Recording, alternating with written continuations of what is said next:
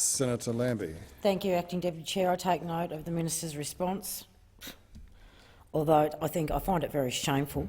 What a sorry affair this is, and what a poor show from our government. Australians deserve an explanation. You can tell us whatever rot you want to in here.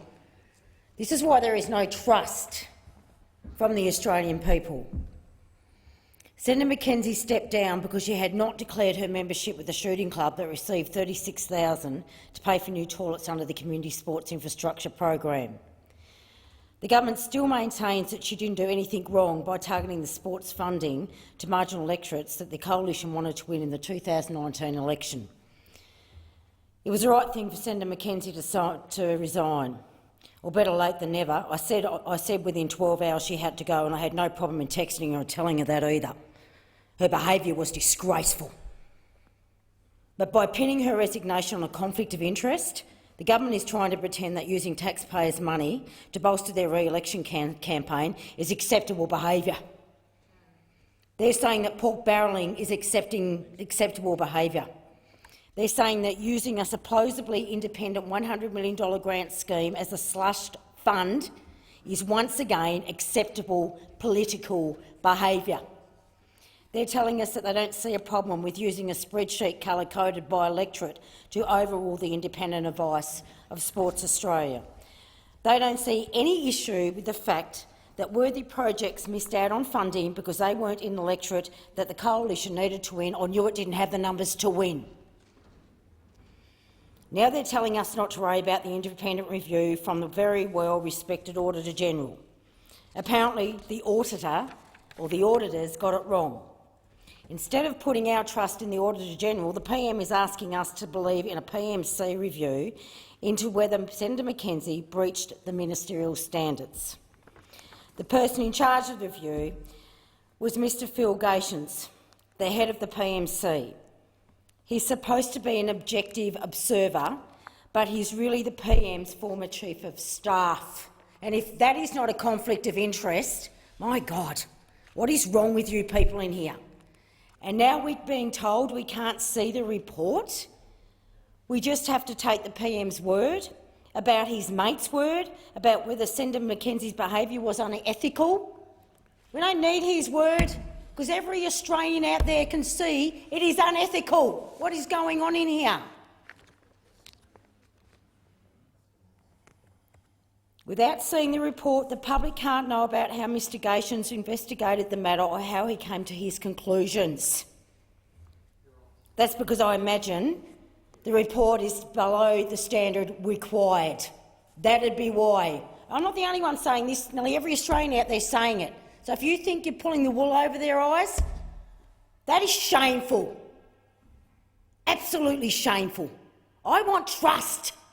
I want trust back in politicians, and you're doing everything you can to destroy that. Everything. And I've had a gutful. We're supposed to trust this so-called independent process found that Senator McKenzie made a mistake in not declaring her shooting club membership, but not that she misused taxpayer funds. According to the Prime Minister, we're supposed to trust that there was no basis for the suggestion that political considerations were the primary determining factor. Does he take us all for morons, does he? Does he take millions of Australians out there for absolute morons?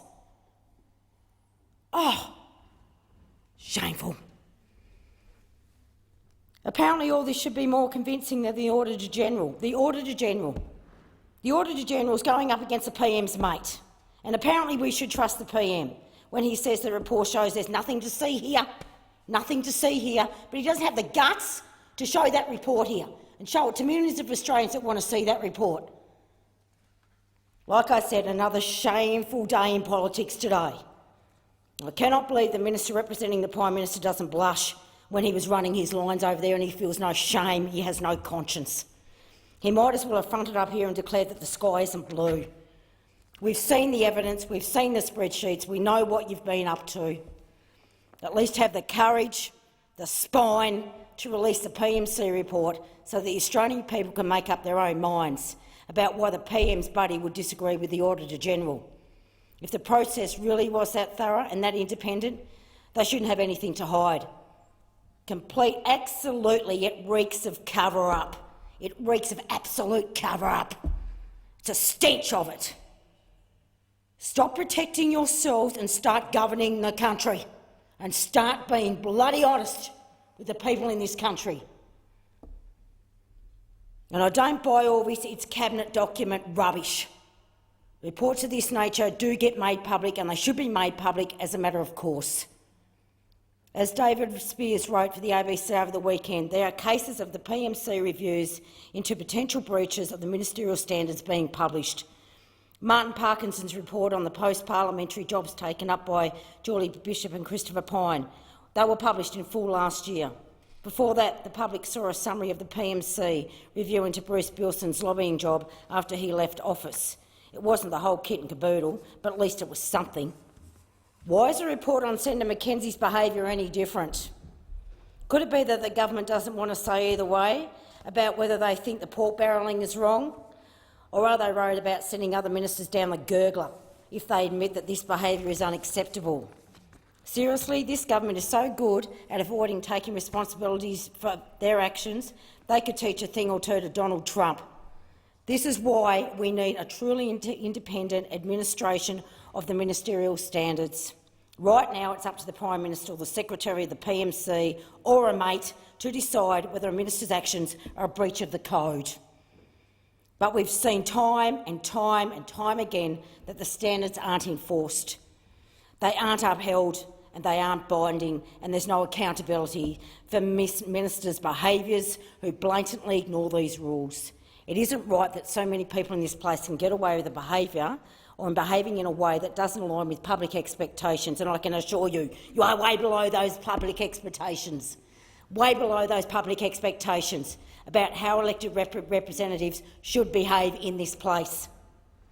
Our licence to be here comes from voters. We have a responsibility to them to act in a way that aligns with public expectations and to hold each other to account when that doesn't happen.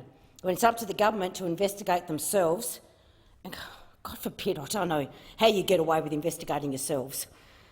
That's when things go wrong, and they do go wrong, and they are going wrong right now. And I tell you now, that's got to stop. It's got to stop. It's too easy for them to hide things away or to ignore the facts in front of them. It's too easy to hold on to reports and information the public has a right to know about. When it's left up to the government, the enforcers of the rules have too much of an incentive to say that everything is fine and dandy, when most Australians would know that something reeks. Once again, it stinks. I've been saying for a long time that there should be an independent body like an independent parliamentary expenses authority to overlook this sort of stuff. The body should be able to undertake its own reviews independently, make recommendations to the Prime Minister and publish all its findings. It should not be beholden to the public needs of government at the time, or for even more serious corruption issues, we need a federal ICAC. Unfortunately, there will always be people in this place who will abuse their power, and I tell you, you see it frequently. It's getting great. You can nearly pick it out for breakfast. An integrity commission with teeth is the only way to make sure that they don't get away with it anymore. We urgently need to bring in more accountability and transparency on the behaviour of people in power here. And until we do, this parliament will continue to lose the trust of voters. And honestly, that is the most shameful thing, that you actually sit up here and you actually believe you are so untouchable. Really, you are so untouchable.